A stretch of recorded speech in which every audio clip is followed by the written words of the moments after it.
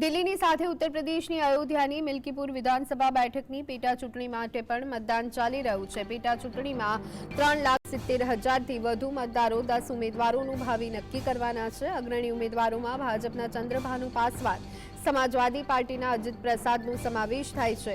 મિલ્કીપુર વિધાનસભા ચૂંટણી યોગી આદિત્યનાથ અને અખિલેશ યાદવ માટે શાકનો સવાલ બની ચૂકી છે। અયોધ્યા લોકસભા સીટ પરથી ભાજપની હાર બાદ યોગી આદિત્યનાથ દ્વારા મિલ્કીપુર વિધાનસભા જીતવા ઝંઝાવતી પ્રચાર કરવામાં આવ્યો, ત્યારે હવે સમાજવાદી પાર્ટી અને ભાજપ વચ્ચે પેટા ચૂંટણીમાં ખરાખરીનો જંગ જામ્યો છે। મિલ્કીપુર વિધાનસભા સીટ પર મતદાનની વચ્ચે સમાજવાદી પાર્ટીના પ્રમુખ અખિલેશ યાદવે ભાજપ અને પોલીસ પર ગંભીર આરોપ લગાવ્યા છે। તેમણે સોશિયલ મીડિયા પર પોસ્ટ કરી કે અયોધ્યા પોલીસ મિલ્કીપુરમાં મતદારોના ઓળખપત્રની તપાસ કરી રહી છે, જેમાં વરિષ્ઠ પોલીસ અધિકારીઓ પણ સામેલ છે।